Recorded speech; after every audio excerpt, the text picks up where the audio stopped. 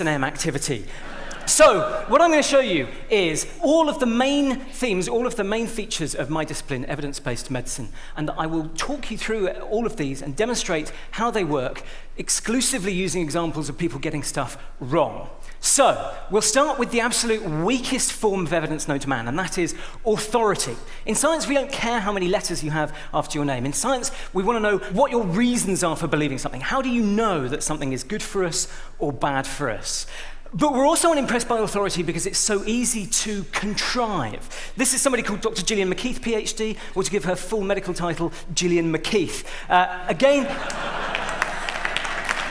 every country has somebody like this. She is our TV diet guru. She has massive kind of 5 series of primetime television giving out very lavish and exotic health advice. She, it turns out, has a non-accredited correspondence course, PhD, from somewhere in America. She also boasts that she's a certified professional member of the American Association of Nutritional Consultants, which sounds very glamorous and exciting. You get a certificate and everything. This one belongs to my dead cat, Hetty.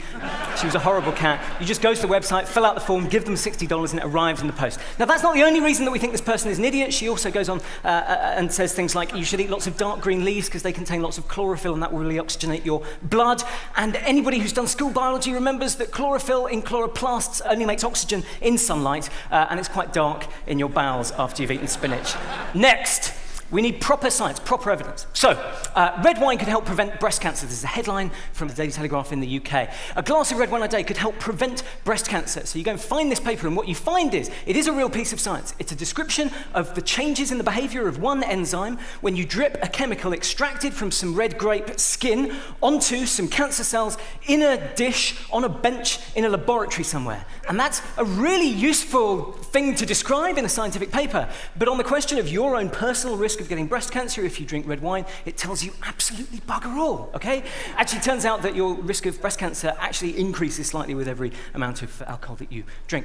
So, what we want is studies in real human people. And here's another example. This is from Britain's leading diet nutritionist in the Daily Mirror, which is our second biggest selling newspaper. An Australian study in 2001 found that olive oil in combination with fruits, vegetables and pulses offers measurable protection against skin wrinkling. So then they give the advice, if you eat olive oil and vegetables, you'll have fewer skin wrinkles. And they very helpfully tell you how to find the paper. So you go and find the paper, and what you find is an observational study, right? Obviously, nobody has ever been able to go back to like 1930, get all of the people born in one maternity unit, and half of them eat lots of fruit and veg and olive oil, and then half of them eat McDonald's, and then we see how many wrinkles you've got later. You have to take a snapshot of how people are now. And what you find is, of course, people who eat fruit and veg and olive oil have fewer skin wrinkles.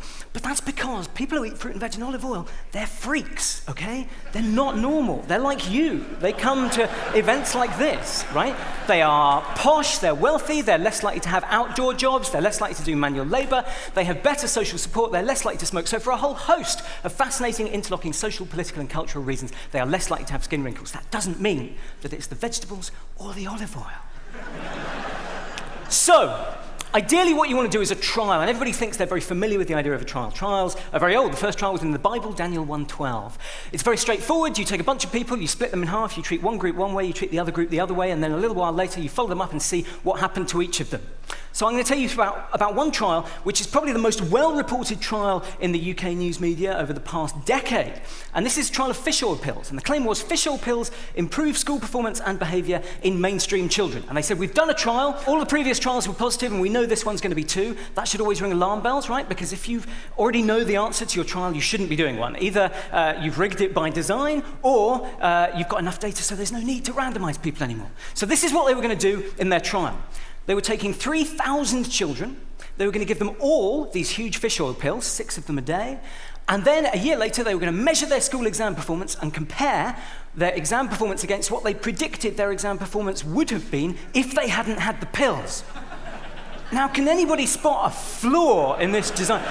And no professors of clinical trial methodology are allowed to answer this question. So there's no control. Okay, there's no control group, but that sounds really techie, right? That sounds really, no, that's a technical term. The kids got the pills and then their performance improved. What else could it possibly be if it wasn't the pills?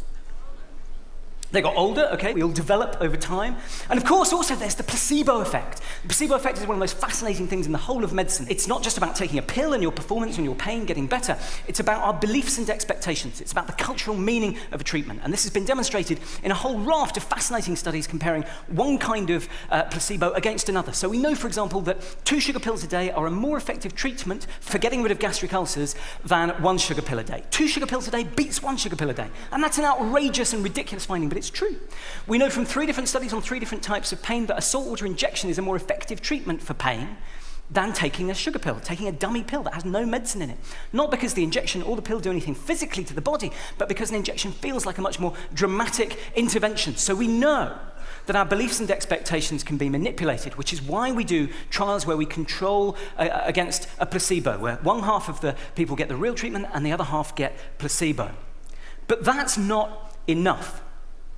What I've just shown you are examples of the very simple and straightforward ways that journalists and food supplement pill peddlers and naturopaths can distort evidence for their own purposes.